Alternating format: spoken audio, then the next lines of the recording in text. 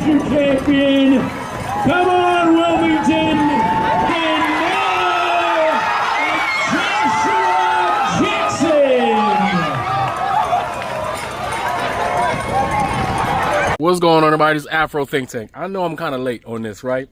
But did y'all see the video at the marathon when the white guy, he just knew he won, all right? He just knew he won. The homeboy was celebrating. He like, yeah, I won this marathon against all those, right? And while he was celebrating, the one black guy in the back, all right, dude tapped into his ultra instinct.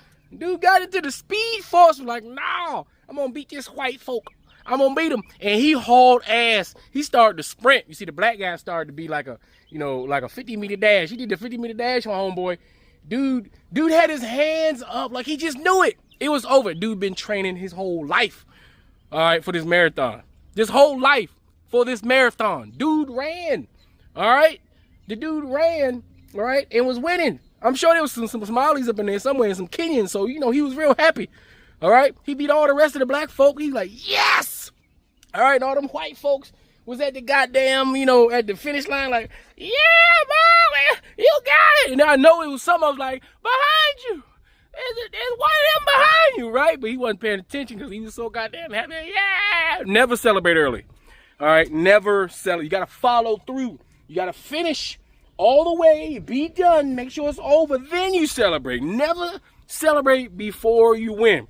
The black dude like, no, I'm gonna get you. And got him. Imagine having your hands up, think you number one, and you look down under your left armpit. All right, your left armpit, you see the black guy, whoop, boom. All right, cutting the ribbon before you. All right, you basically celebrated for second place. Homeboy celebrated for second place. All right, you did your ancestors wrong. All right, that's what you did. This might be the canary in the coal mine. All right, white folk almost won a marathon and got it snatched by a black guy. Short one, too. All right? Goddamn, he gonna go. I know he went home and he was just like, fudge. I know he was, bro. I know he was. He went home and he cried, right? I guarantee he cried. He cried. All right? He went home, made himself a cheese sandwiches without grilling it. He cut that goddamn crust off. He put that Hellman's on that bitch. He ain't put nothing else. He ain't even put no cucumbers on that something. He just ate that motherfucker like that. That motherfucker's depressed. All right, I'm telling you right now. Never celebrate early. All right, that's how you lose. All right, we gonna forget. All right, we gonna forget him. He's the most embarrassed second place. Imagine you standing there with your little second place trophy, and that one dude you just knew you wasn't even thinking about nobody behind you. He up here like, yeah, all right. It's hilarious. But listen, let this be a lesson to you. Win the race first, then celebrate. Anyway, tell me what you think in the comment section. Afro Think Tank. Learn something, teach something. I'm out. We have a white man who is about to win a race. He almost got to the end of the race. The ribbon was almost his. The award was almost his. But he got comfortable. He got so comfortable, he slowed down and started looking at his watch. Because he just assumed that he was going to be the winner of the race. And then all of a sudden, there was a black man. Huts, huts, huts, huts. Started catching up. Huts, huts, huts, huts. Eventually, that black man who was way back there caught up to the white man who just assumed that he was going to be the winner, still looking at his watch, didn't cross the line yet. That black man beat him. That black man surpassed him. And he actually won the race by 2 seconds. Do you want to know what all the major outlets are talking about today? How did the white man lose? Here are the thoughts from the white man who lost. How does it feel, you being a white man losing? Notice I did not say, let's talk to the black man who was able to win the race. Let's talk to the black man that huts, and caught up. Let's talk to the winner. No, we would rather hear from the loser. How does it feel losing? Because you as a white man, it should have been yours. And that's what white supremacy is. That's what white privilege is. There's this default that should have gone to the white man. And if it doesn't go to the white man, what went wrong? Catch him! Get him! Get him! Get him! Get him! Get him! Get him! Get him!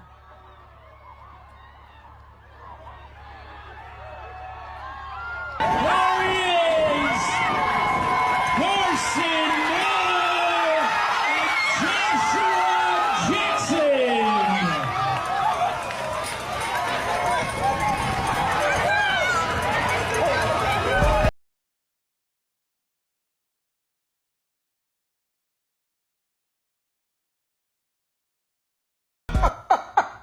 See, ain't nobody tell you to do all that damn premature celebrating.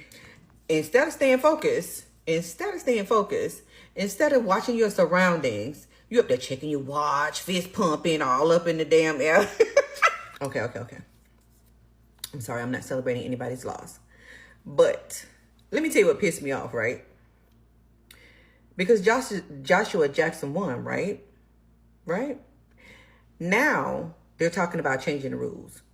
Isn't that the fucking quintessential way that it goes here in America? They're talking about changing the rules. No sprinting at the last part of the marathon. And here's the thing. If it was a white person that had sprinted past him, the second place person, the loser, okay? If it was a white person that had run past him flying, would you be so concerned about changing the rules to like fit mediocrity? You're mediocre. You're lost. Get over it. You know, it's the same thing I say about pew laws. You want some legislation changed in this nation right here? Black people should start doing it. Every black person I know should go and buy the biggest pew they can find. ARs, whatever they call, the biggest ones, like in mass. Watch the legislation get put forward within a week. Congress will come back from the vacation that they've been on and the laws will be changed. Watch. It's the mediocrity that's celebrated by the majority of them. And you know who I'm talking about, the them is. So yeah, now you want to change the rules because I don't even know the loser's name. I didn't care to know. I know the winner's name is Joshua Jackson and he won. Now you want to change the rules because your boy who was celebrating, fist pumping, lost. Now he out here running around to every news media outlet that he can find talking about how he's worked so hard and he feels like it was taken away from him. And, you know, he's devastated because he lost. Oh, but as it goes in America, time and time again, sure, let's go celebrate the loser. Let's go interview the loser. Sure, let's go erect statues to the losers here in this country. I digress. Anyways, have the day y'all deserve. Did you see the nigga running the Delaware Marathon? That's a fucking origin story. That's if that white man becomes an evil villain that black man walked down like that and won, that's his origin story right there, yeah. That is that man's origin. A Delaware marathon runner might have suffered the loss of the century by celebrating too early, only to get passed at the finish line. The man who lost the Delaware Marathon has spoken out about how he felt about losing. The Delaware Marathon Running Festival ended in total shock this past Sunday when a runner was passed in the final moments.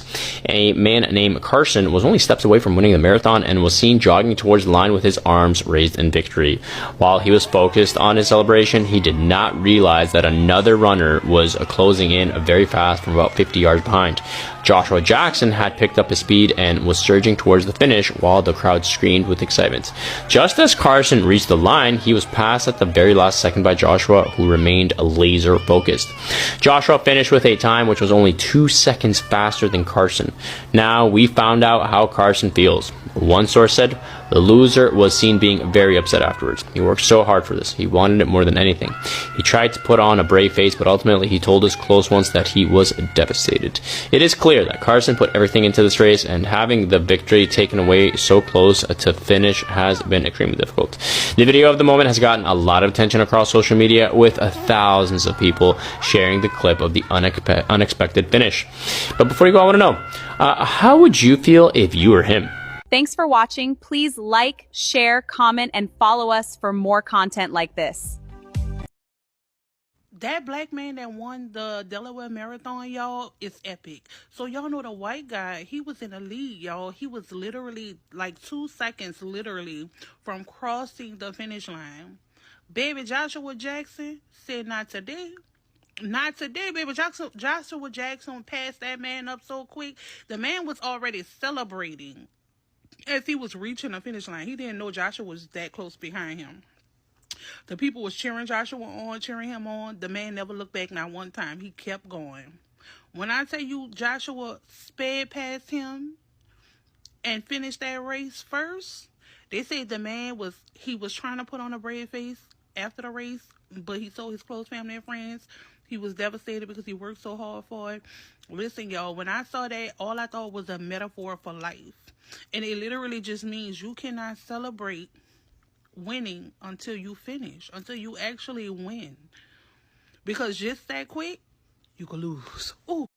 When you're running a marathon, you don't sit there and start slowing up. You got to run hard. No, but you sit there and look at your watch. Oh, I think I got 2 more minutes to get there. Yeah, ain't nobody behind me. He didn't even look behind him and see that guy shoot around him like Speeders Gonzalez and just win that race. He already had his hands in the air thinking, I don't win. Y'all look at the next clip. Catch him! Get him! Get him! Get him! Get him! Get him! Get him! Get him!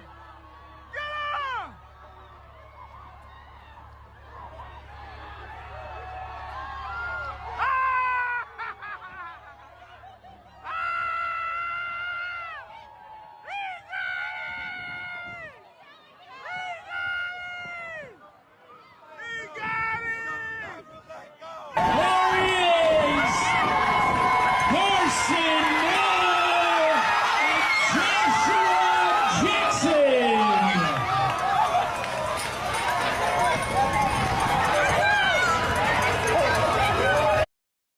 Catch him! Get him! Get him! Get him! Get him! Get him! Get him! Get him!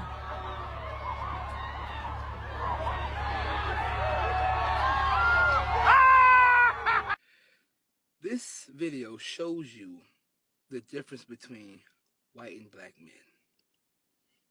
This is how I have to act every day. Every day I have to bust my ass 3-4 times as hard as my counterparts.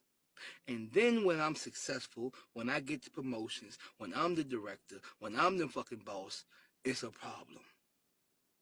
Because I worked hard. And you think you just gonna fucking win. You got time to check your watch. You in a fucking race. But hey, they want to know how you feel about losing. Did anybody ask the man who bust his fucking ass how it feels to win? Watch this fucking video. This is my life. Every fucking day for people that look like me. This is your reminder that whatever is meant for you will be yours, no matter who's in front of you. Catch him! Get him! Get him! Get him! Get him! Get him! Get him! Get him!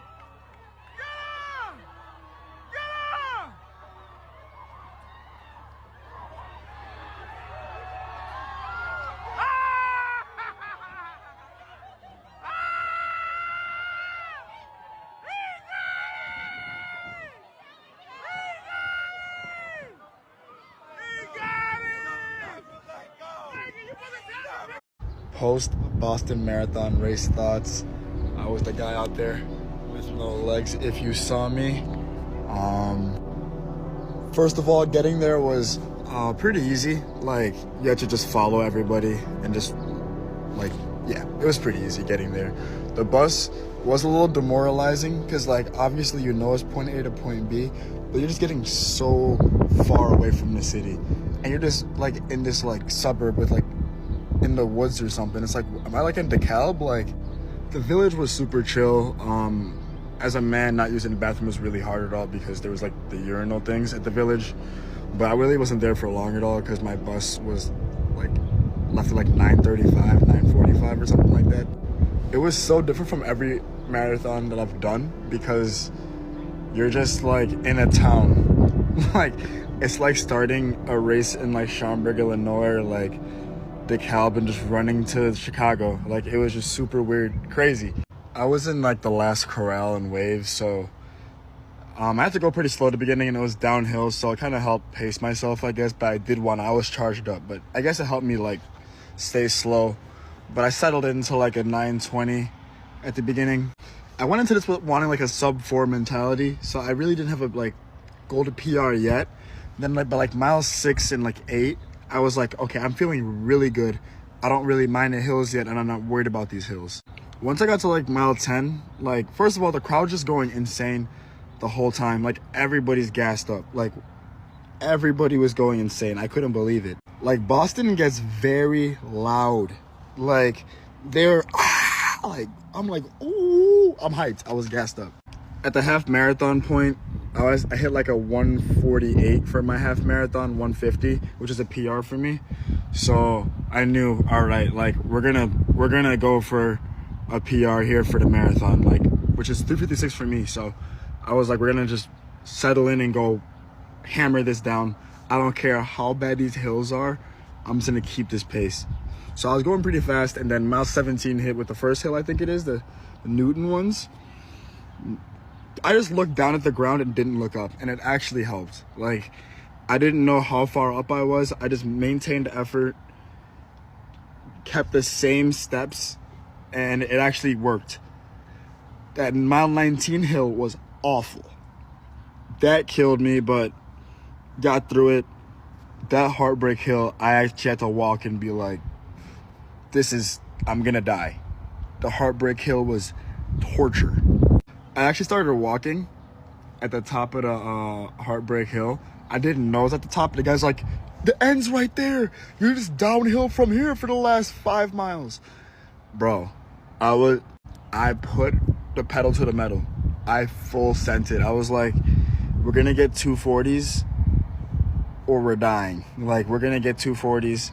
My hamstrings cramped up, but the crowd from mile 22 and on was so loud, and you're just going downhill. So I was just moving. Like, honestly, I had a lot of space because everybody else started like cramping up. I did too, but I was weaving through everybody, and the crowds, like, the crowd pops, bro. The crowd pops. They were treating me like I was Captain America. So that last mile, I was just like, we're gonna be done in the next 8 minutes. Like, we're gonna finish this in 8 minutes and under. What can you do in the last 8 minutes? Like, how much of yourself can you give? Like, how bad do you want this? 8 minutes of your time. You can die after. What are you gonna do with these 8 minutes? Are you gonna give it your all, or are you gonna just, that was my logic. Like, you gotta full send this. I full sent it. I got it 3:44, and I bawled my eyes out. It was so loud. Oh my God. I bawled my eyes out. And then Meb, a Boston Marathon winner, gave me my medal at the finish line. Like, I got my medal from a Boston Marathon winner, dude. Like, that was insane. And I PR'd when I wasn't supposed to PR that hard. Like, 3:44 was not the game plan until midway through the race. So 10, I don't think I'll ever have a race that meant more to me, because that was awesome. Like, I cried so much. The crowd was so loud. I love Boston. Like, the loudest people, and I love that. That's what's needed. The volunteers were great. Tyler, Rob, we ran together. They grabbed water for me, everything. Like, me, Tyler, and Rob, we cooked. Tyler's first marathon in a minute, dude. Like, the squad did it. You man. Shout out to Rob, shout out to Tyler. Shout out Boston Marathon, man. That was, shout out people of Boston generation. I was just yapping, but I think it's more genuine that way. And in it to win, it's unlimited under a minute, 100%. I give it until my shit is diminished. They call me Dennis the Menace, and all these niggas are winners. The way I tended to business, I should have had an apprentice. I think I'm getting the hang of it, controlling, maintaining it. Really ain't no explaining it. How I managed obtaining it early. This shit was straining me. Now my body's sustaining it. Bail miners complaining, cause now it ain't no containing me. Let me slow it down. Picture on the mound, make you play catch with these words that I throw around. I strike fear when I roar, and you know the sound. Everybody in this world avoid know what's going down. Talk style, but it really ain't a thing to me. More swag than a Kai in the Supreme hoodie. Hoping the universe still got a ring to me. Full power, I ain't even throw a beam for. Who taught you to hate the texture of your hair? Who taught you to hate the shape of your nose? Who taught you to hate the color of your skin to such extent that you bleach? Who taught you to hate yourself from the top of your head to the soles of your feet? Before you come asking Mr. Muhammad, does he teach hate? You should ask yourself, who taught you to hate being what God gave you?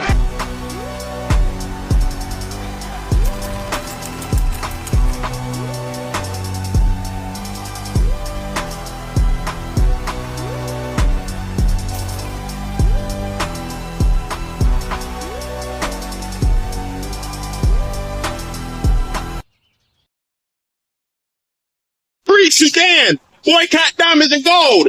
Free Sudan! Boycott diamonds and gold! We most definitely cannot forget about the people of Sudan! Thanks for watching Afro Think Tank. Don't forget to like, share, and subscribe. And follow me on Substack and Patreon for more content. Remember, it's Pan-Africanism or nothing.